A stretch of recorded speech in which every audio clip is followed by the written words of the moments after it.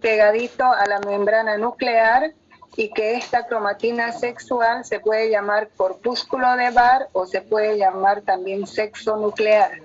La cromatina sexual siempre las vamos a encontrar en células somáticas de mujeres en la especie humana y en células somáticas de hembras que corresponden a la clasificación de los mamíferos. No vamos a encontrar en machos que corresponden a los mamíferos, ni tampoco en hombres que corresponden a la especie humana, porque carecen de cromatina sexual.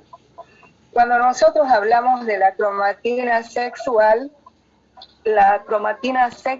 en este caso, si nosotros dibujamos una célula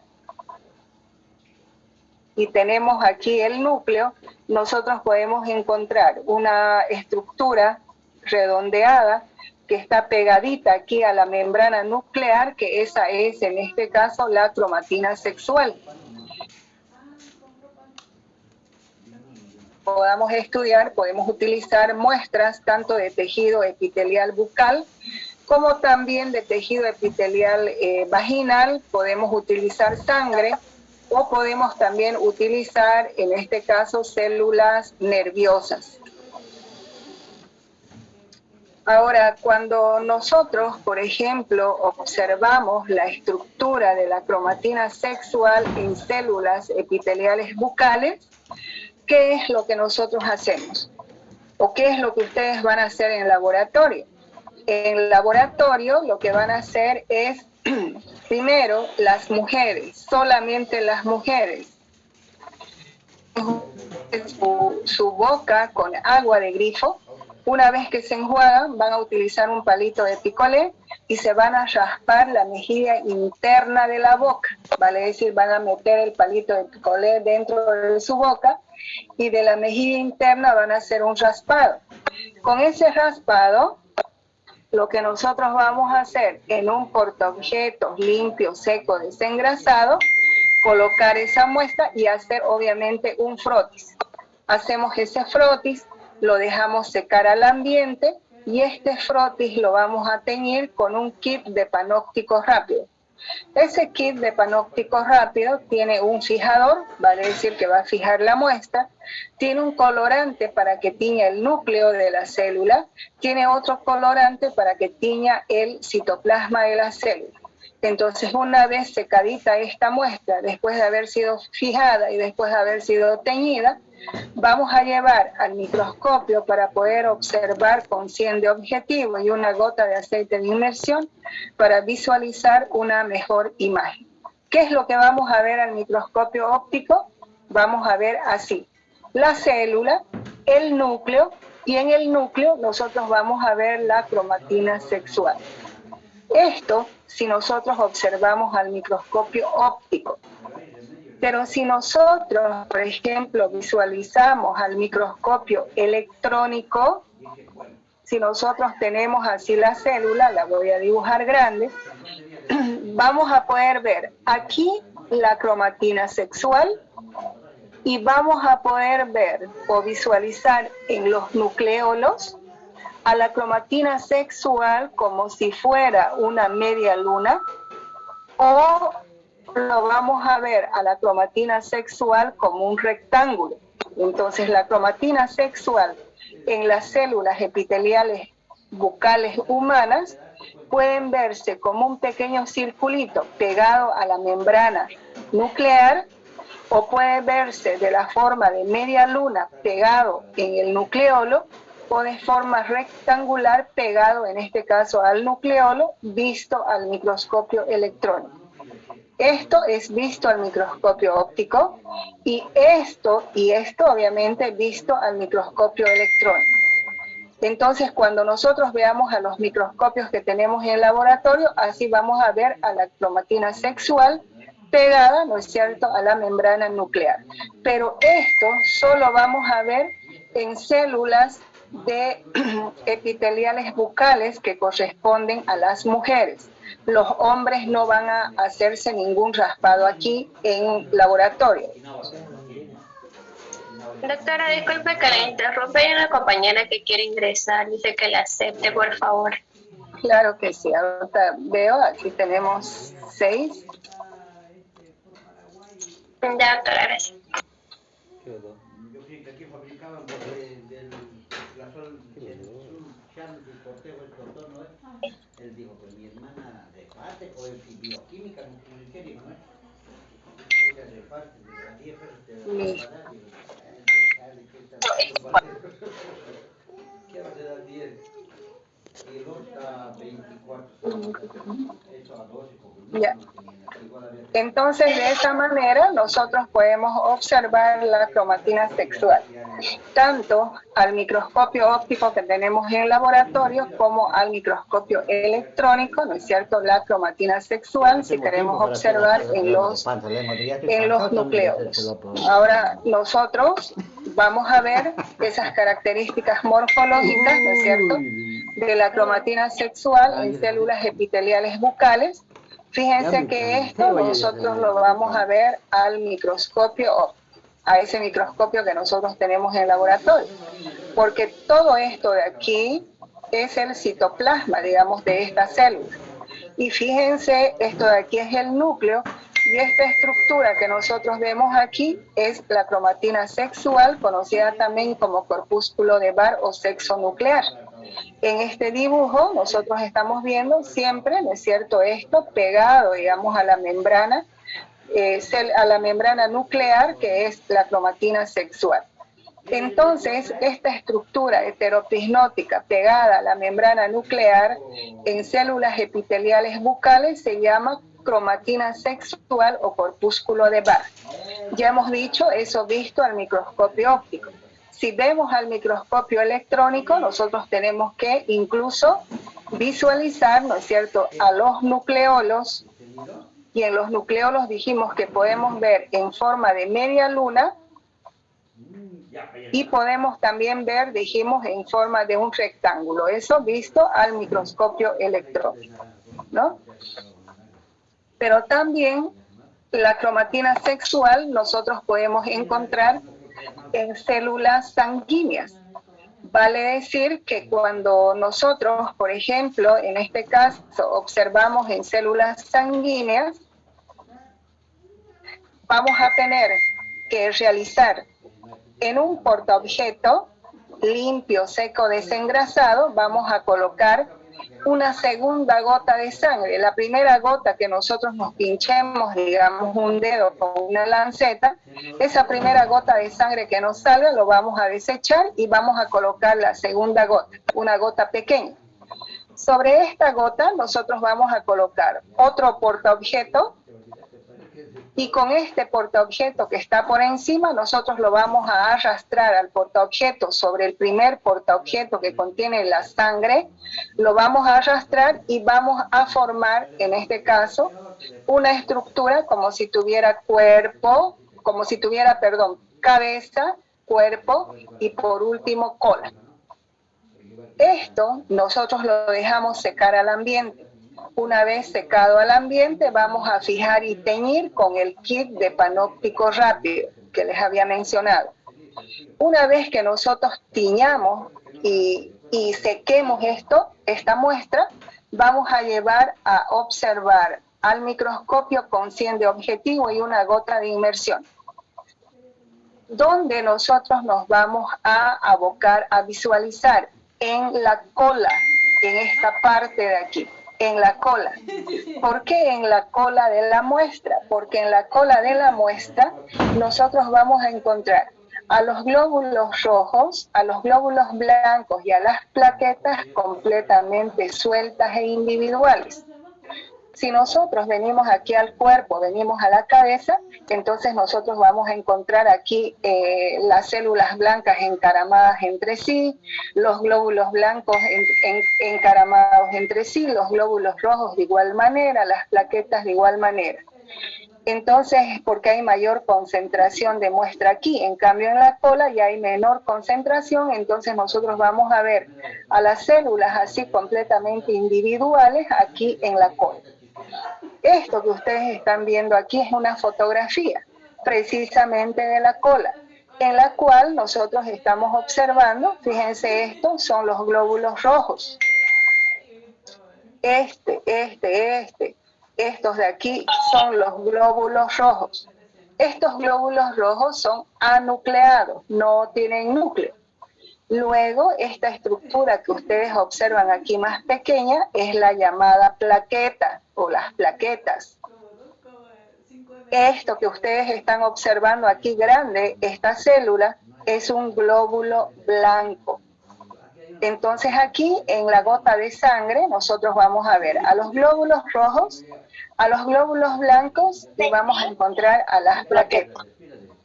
Ahora, en esta gota de sangre, a nosotros no nos interesan de los glóbulos blancos, los monocitos, no nos interesan los linfocitos, no nos interesan los eosinófilos, tampoco nos interesan los basófilos. Lo que nos interesa son estos que ustedes están observando aquí, que se llaman, en este caso, neutrófilos. Estos son los famosos neutrófilos. ¿Ya? Este neutrófilo, fíjense ustedes, tiene un lóbulo, tiene 2 lóbulos y tiene 3 lóbulos. En algunos casos, estos neutrófilos pueden tener 1, 2, 3 y 4 lóbulos en su núcleo. Hay otros neutrófilos que pueden tener 1, 2, 3, 4 y 5 lóbulos en su núcleo. Entonces, un neutrófilo puede tener 3 lóbulos, puede tener 4 lóbulos o puede tener 5 lóbulos, pero ese es un neutrófilo. En estos neutrófilos nosotros podemos encontrar recién la cromatina sexual con el nombre de palillo de tambor. ¿Por qué se llama palillo de tambor? Porque tiene un palito así y tiene luego una cabeza así. Entonces a esta estructura es lo que nosotros conocemos como cromatina sexual, pero en las células sanguíneas, en los neutrófilos, no se va a llamar cromatina sexual, sino que se va a llamar palillo de tambor, por la forma que tiene. Entonces nosotros aquí en la sangre, en esta parte de la cola, vamos a buscar los neutrófilos. Si encontramos un neutrófilo que tenga esta estructura, sabemos que ese es el palillo de tambor. Si hay algún neutrófilo que simplemente está así y no presenta el palillo de tambor, entonces buscamos otro. Y buscamos otro hasta que nosotros podamos encontrar esta estructura llamada palillo de tambor. Entonces el palillo de tambor solamente vamos a poder observar en neutrófilos, no en todos los neutrófilos. Va a estar presente el palillo de tambor en algunos neutrófilos, no en todos.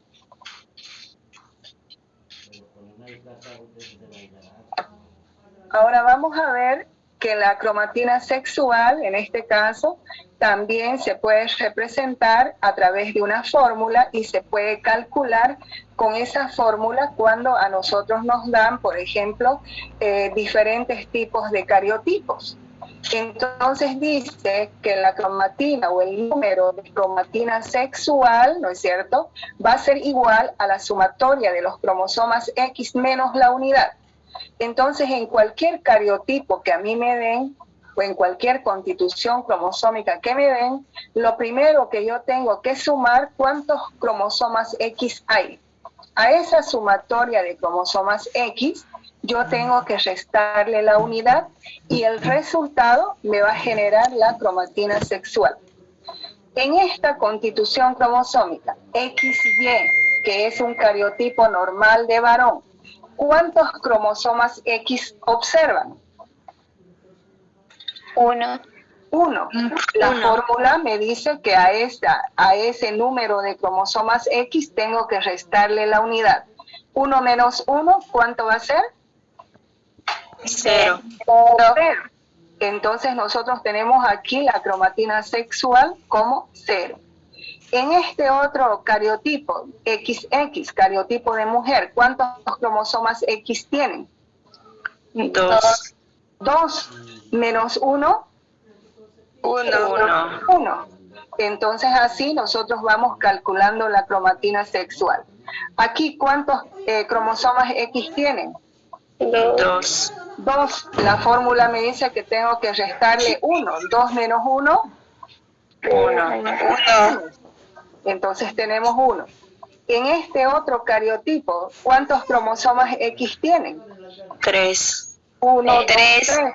La fórmula me dice que tengo que restar 1. 3 menos 1. 2. 2. En este cariotipo, ¿cuántos cromosomas X tienen? 4. La fórmula me dice que tengo que restar 1. 4 menos 1. 3. Ahora, el problema está en este tipo de cariotipos completos. Estos ya son cariotipos completos. Fíjense aquí, 47XX21 más. Eso quiere decir, ¿no es cierto?, que este cariotipo corresponde al síndrome de Down porque en el cromosoma 21 dice que hay un cromosoma extra.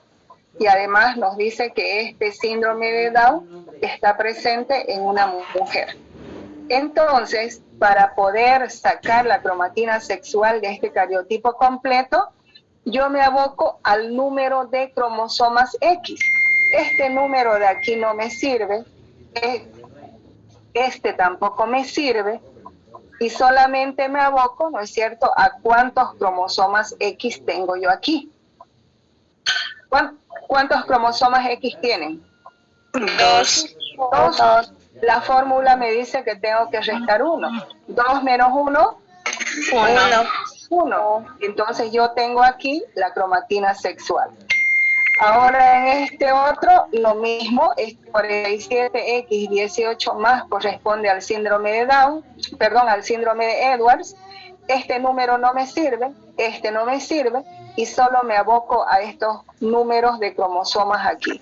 ¿Cuántos cromosomas X tengo aquí? 1. La fórmula me dice que tengo que restar 1 menos 1, ¿cuánto va a ser? 0. Entonces tengo ahí la cromatina sexual. ¿Han entendido hasta ahí, chicos? Sí. Muy bien. Entonces vamos a pasar a la hipótesis de Mary Lyon. Mary Lyon, una bióloga que ha sido la que ha descrito obviamente sobre la cromatina sexual, dice que la cromatina sexual es el cromosoma X heteropisnótico que es genéticamente inactivo. Esta cromatina sexual o este cromosoma X heteropisnótico puede ser de origen paterno o de origen materno en las diferentes células del mismo animal. Esto quiere decir, por ejemplo, si nosotros nos hacemos el raspado bucal humano y tenemos aquí una célula epitelial, aquí tenemos la otra célula epitelial, aquí tenemos la otra, que podemos visualizar a través del microscopio, lo que nos quiere decir esta señora, que no todas las células van a tener la cromatina sexual. Nosotros en la muestra que observemos al microscopio tenemos que buscar de una célula a otra, de una célula a otra, hasta encontrar lo que vendría a ser la cromatina sexual. Entonces puede que de estas 4 células una sola tenga la cromatina sexual, o de estas 4 células, ¿no es cierto?, 2 tengan cromatina sexual. Si estas células tienen cromatina sexual, probablemente esta sea de origen paterno y esta otra sea de origen materno, pero fíjense que son las células de la misma muestra. Entonces, en la misma muestra, nosotros podemos encontrar cromatinas sexuales que pueden ser de origen paterno o que pueden ser de origen materno. Luego dice que la inactivación ocurre al azar. Por eso, como dice que ocurre al azar, no en todas las células que nosotros vamos a observar van a tener, en este caso, cromatina sexual. Nosotros con el microscopio tenemos que ir visualizando la muestra y buscando cuáles son las células que presentan cromatina sexual. Siempre, obviamente, en células somáticas que corresponden a mujeres o a hembras que corresponden al grupo de los mamíferos. Luego dice Mary Lyon que la inactivación del cromosoma X o la aparición, si ustedes quieren, de la cromatina sexual lo hace muy tempranamente en embriogénesis. Es decir, que desde cuando el espermatozoide fecunda el óvulo, entonces a partir de ahí ya se van formando, en este caso, lo que es la cromatina sexual. Eso es lo que dice esta señora, con esa hipótesis correspondiente, ¿no es cierto?, a la cromatina sexual. Ahora vamos a ver el ciclo celular. ¿Qué es el ciclo celular? El ciclo celular es el ciclo de vida que tiene una célula, desde que ésta nace, crece, madura y se reproduce. A ese tiempo es lo que se conoce con el nombre de ciclo celular. Este ciclo celular presenta dos etapas. Presenta lo que es la interfase y presenta la mitosis o división propiamente dicha. Cuando nosotros hablamos de la interfase es el periodo de tiempo transcurrido entre la finalización de una mitosis y el inicio de una siguiente mitosis. A este espacio de tiempo es lo que nosotros conocemos como interfase. En la interfase, la célula está en un periodo aparente de reposo, pero en ese tiempo de aparente reposo, la célula se prepara, por ejemplo, haciéndose la célula un poco más grande, teniendo en este caso aumento de concentración de proteínas, se duplica la información genética, y luego la célula va a entrar recién en una mitosis. Entonces, a ese periodo de tiempo en el que la célula se prepara para iniciar una nueva mitosis, es lo que se conoce con el nombre de interfase. La interfase tiene tres subperiodos. Tiene el subperiodo G1, que dura 5 horas, en el cual la célula, en este caso, se va haciendo más grande, hay más presencia de concentración de proteínas.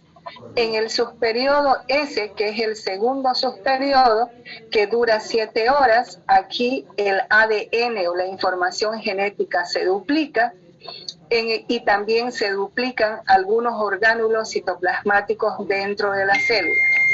Luego tenemos el subperiodo G2, que dura 3 horas. Aquí la información genética se mantiene duplicada y aquí está lista esa célula para ingresar en una nueva mitosis. Aquí nosotros estamos viendo que la interfase tiene 3 subperiodos. G1, donde la información genética es 2N. El subperiodo S, donde la información genética o donde esta información genética se duplica de 2N a 4N. El subperiodo G2, donde la información genética se encuentra duplicada. Y además el subperiodo G1 dura 5 horas, el subperiodo S 7 horas y el subperiodo G2 3 horas. Si nosotros sumamos todo esto, 5 más 7 más 3, tenemos 15 horas que dura en este caso la interfase. Entonces la interfase dura 15 horas, con el subperiodo G1 que dura 5 horas, el subperiodo S que dura 7 horas, el subperiodo G2 que dura 3 horas. La mitosis, según en este caso los científicos, dura 1 hora. Esta otra mitosis también va a durar en este caso 1 hora.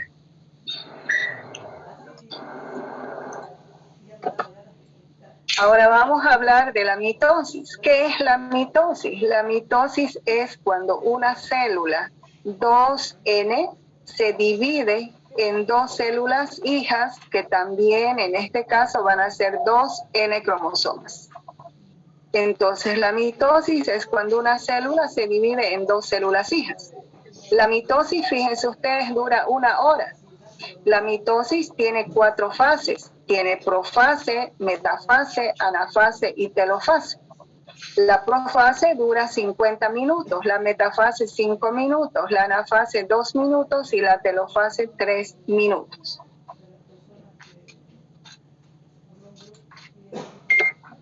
Ahora vamos a ver el ciclo de la condensación de la cromatina.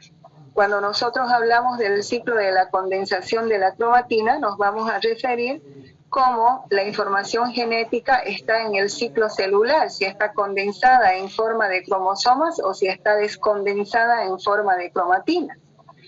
Entonces, si ustedes observan todo este gráfico corresponde en este caso al ciclo celular. Y el ciclo celular dijimos que tiene dos etapas.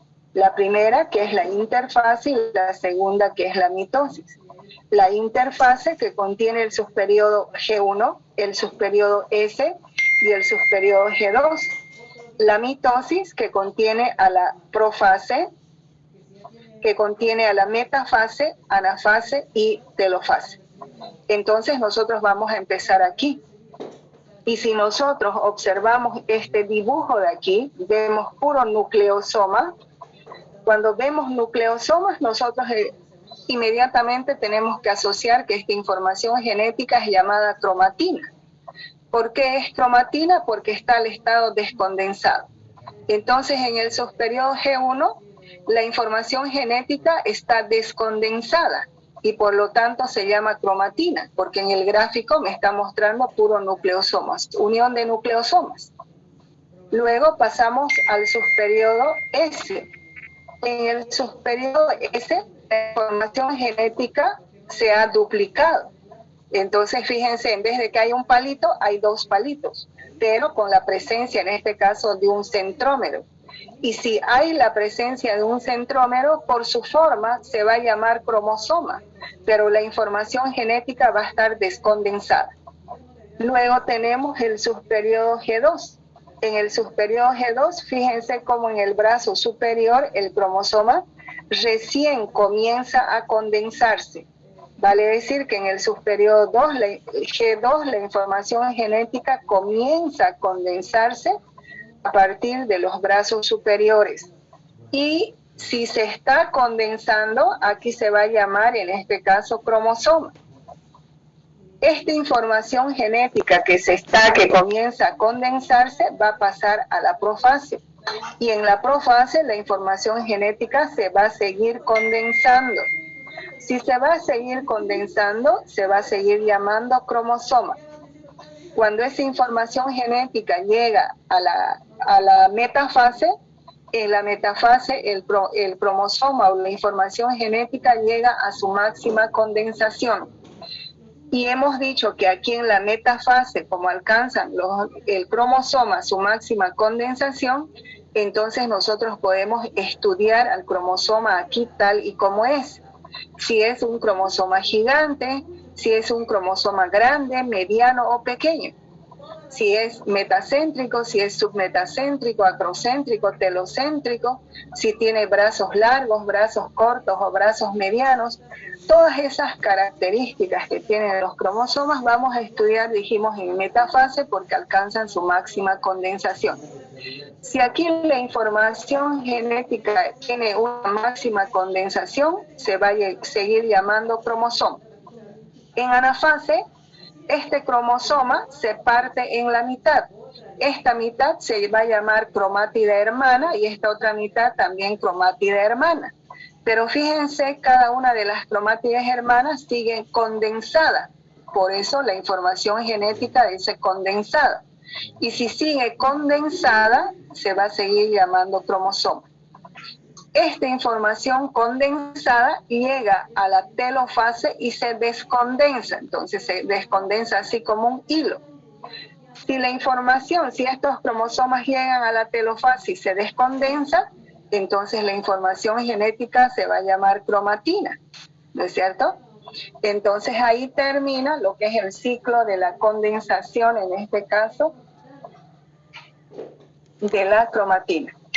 ¿Han entendido hasta ahí, chicos, o tienen alguna pregunta? Doctora, yo tengo una duda. Dígame. Bueno, tengo dos. Una en la parte cuando explicó del interfase y en la otra tengo en acá cuando se descondensa la cromatina. Cuando estamos en la telofase es donde ya no va a haber el ADN condensado. sí medio. ¿Ya no va a haber ahí, en Ya. la telofase? Ya no. Es más o menos así, miren. A ver. Vamos a hacer así. Una célula así. Y nosotros a los cromosomas los vamos a tener aquí cuando es metafase. ¿Ya? Los vamos a tener ahí. Cuando es anafase, los cromosomas van a viajar a las cercanías de los polos así. Aquí. Lo mismo aquí. Van a viajar a las cercanías de los polos. Cuando estos lleguen a esta parte de aquí, se van a descondensar. Y luego aquí se va a formar la membrana nuclear, lo mismo aquí la membrana nuclear, luego esto se va a separar así, hasta que ese clivaje va a ser profundo y la célula se va a separar en dos células hijas. Entonces la información genética aquí en telofase va descondensada. Por eso decimos que aquí es descondensada.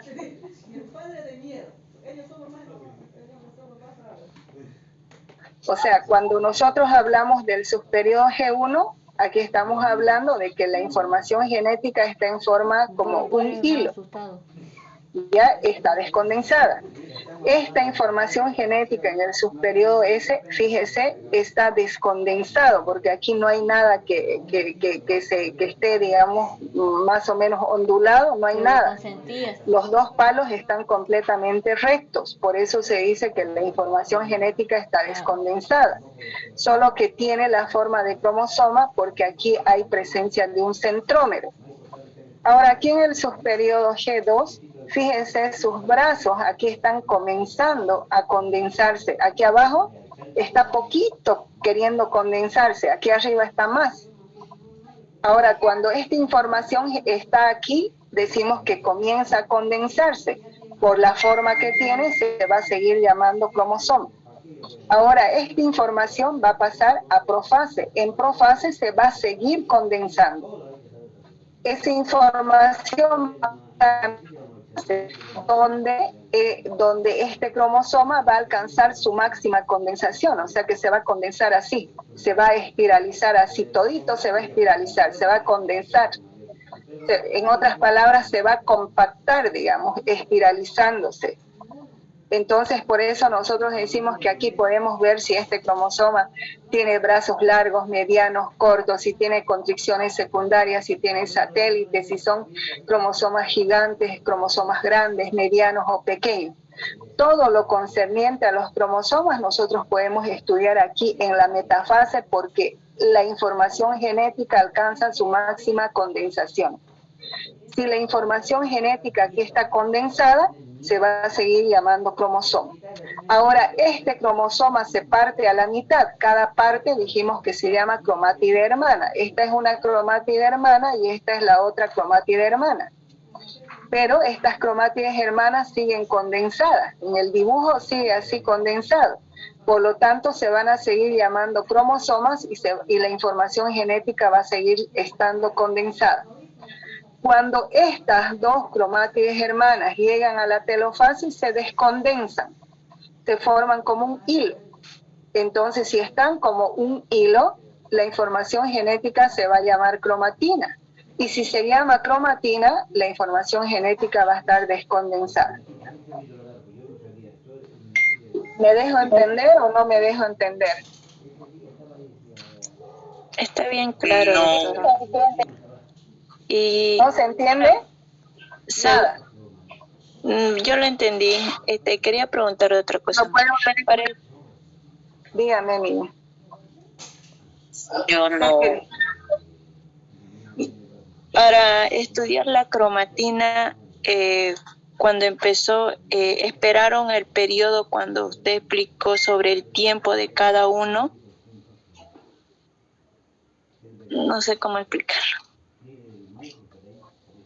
Aquí en el periodo de la interfase. Sí. Sobre el tiempo, me dice. Ajá. Lo que pasa es que los científicos han logrado, digamos, determinar que cada una de esas etapas que forman parte de la interfase o esos subperiodos duran ese tiempo, 5 horas, 7 horas y 3 horas.